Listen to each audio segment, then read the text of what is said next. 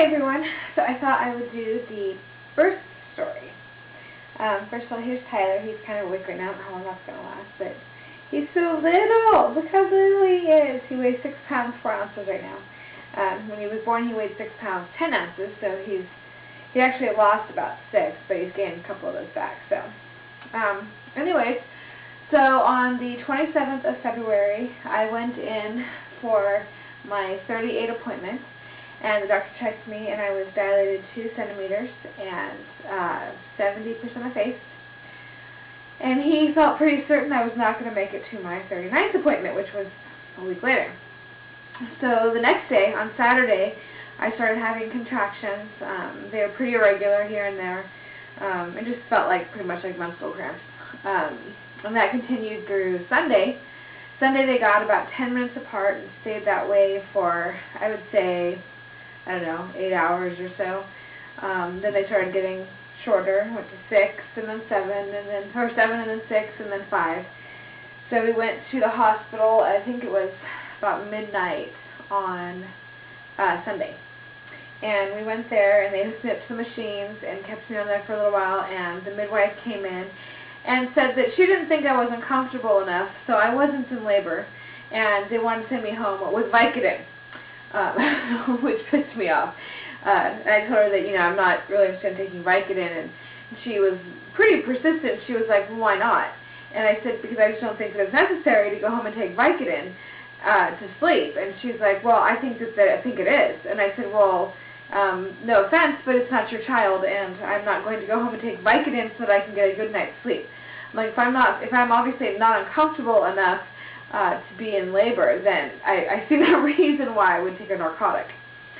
So anyway, she was pretty persistent, and that pretty much irritated us, pretty bad. So anyway, we came home and got in bed, and went to sleep for about an hour, woke up to go to the bathroom, and I went to sit on the toilet, and I felt like this pop, and I was like, okay, that was weird. Wasn't quite sure what that was, but I was half asleep, so anyway, I sat down, went to the bathroom. When I went to get up, I felt a goosh, and I was like, okay, I think my water broke. And they, in the childbirthing class, they said a way to tell that is to lay in because when you stand up, the baby goes down, so he kind of makes a suction, so you won't keep leaking all the time, depending on how he's laying. But and when I was standing up, I couldn't feel him at all, or I couldn't feel any leaking. So I laid on the bed, and as soon as I did, water started gushing out. I'm like, okay, so I broke my water. So I called the hospital back, and I said, well, I guess I'm in labor now. So I went back. That was probably like 3:30 in the morning. I took a shower before we left. I packed up the car, all that good stuff. So anyway, so we got to the hospital, and I was there having contractions a good part of the day. Around 11 a.m., I got an epidural. I was dilated to about 4. And the contractions were pretty strong. They still feel like menstrual cramps, but they were just a lot stronger. And got an epidural, and about an hour later, they wanted to start the Pitocin. And I didn't want the Pitocin. I didn't see that it was necessary, but they convinced me that it would help him along. And they assured me they would turn it off once my body kicked in, and just using it as a jump start. So I let them start the Pitocin, and at that point, you're so out of it and focused on what you're doing. It's like they kept coming in, and every hour or every 20 minutes they were up in the Pitocin. And it got so bad that that was at about 11 they started it. Probably about noon they started the Pitocin. And I delivered at 3:30, and that was because they turned off my epidural, for one, without asking me. They just turned it off. I didn't even know.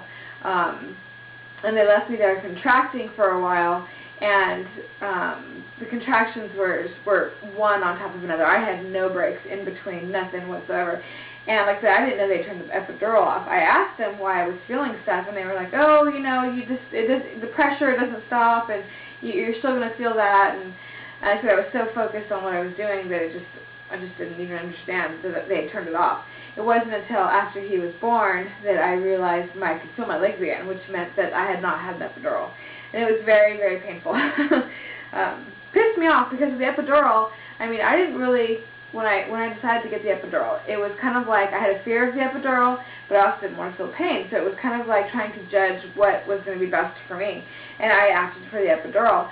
I almost fainted during the epidural because that hurts like a bitch, you know, when they put the numbing stuff in your back. So that was not comfortable. I almost fainted. They had to lay me down before they could take me up, and it was a big ordeal. And then for them to turn off the epidural, and so I felt everything, that pissed me off.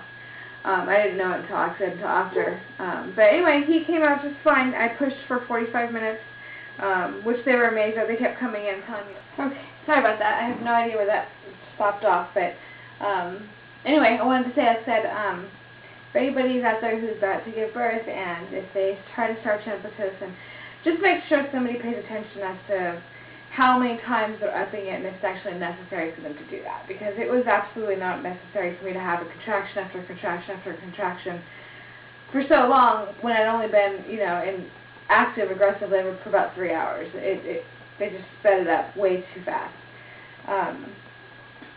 And I'll try to, I'm not very good with adding the movie to a movie, but I'll see what I can do on that. Anyway, I'm going to give you a little up-closer look at Tyler here. I think I said his name is Tyler Shane, and the reason is that both me and my boyfriend have both lost our brothers, and I think I've said this in another video, but Tyler was my brother's middle name, and Shane was my boyfriend's brother's first name.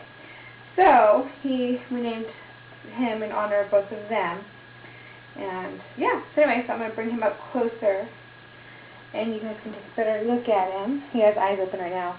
They're blue. We're hoping they stay blue. Say hi, Tyler. Say hi. If I can see him or not here. Anyway, and then this is my postpartum belly. It's 8 days, so we're getting there. Anyway, so good luck to all you girls out there that are getting ready to have yours, and I look forward to all of your stories. I'll talk to you later. Tyler. See what he's looking at here.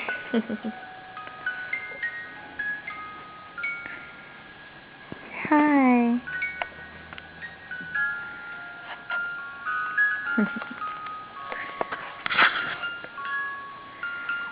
Oh, what?